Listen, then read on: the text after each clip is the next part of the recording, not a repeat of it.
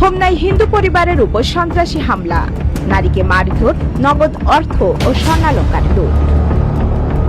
হোমনা টিভির staff reporter রাজন সূত্রধরের তথ্যতে অস্বীকার করায় হিন্দু পরিবারের উপর সন্ত্রাসী হামলার অভিযোগ উঠেছে বহিরাগত এক যুবকের বিরুদ্ধে।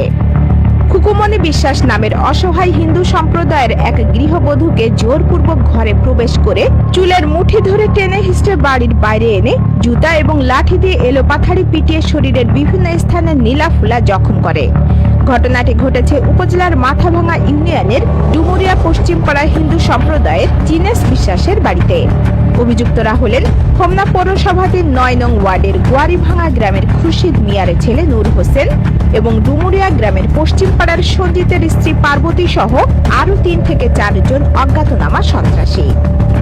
সরেজমিনে গিয়ে জানা যায়, গত ২১ এপ্রিল মঙ্গলবার সকাল ৭টায় হোমনা পৌরসভাধীন গোয়ারিভাঙা গ্রামের অর্থাৎ পার্শ্ববর্তী এলাকার খুরশিদ মিয়ার ছেলে নূর হোসেন সহ ডুমুরিয়া গ্রামের সঞ্জিতের স্ত্রী পার্বতী এবং অজ্ঞাতনামা কিছু বখাটে লোকজন জোরপূর্বক জিনেশ বিশ্বাসের বাড়িতে প্রবেশ করে তার স্ত্রীর চুলের মুঠি ধরে টেনে হেঁচড়ে বাড়ির বাইরে এনে জুতা পেটা এবং লাঠি দিয়ে এলোপাথাড়ি পিটিয়ে আহত করে। মোটা অঙ্কের চাঁদা দাবি করেন। এতে বাধা দিতে গেলে জিনেশ বিশ্বাস সহ পরিবারের সদস্য এবং স্বজনরাও আহত হয়। পরে শরীর চিৎকারের স্থানে ওরা ছুটে এসে তাদের উদ্ধার করেন।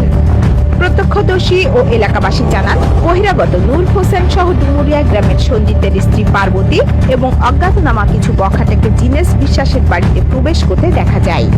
এর কিছুক্ষণ পর শরীর চিৎকার শোনা যায়। তখন আমরা ছুটে গিয়ে দেখলাম জিনেশ বিশ্বাসের স্ত্রীকে মারধর করছে। পরে তাদের আমরা উদ্ধার করি।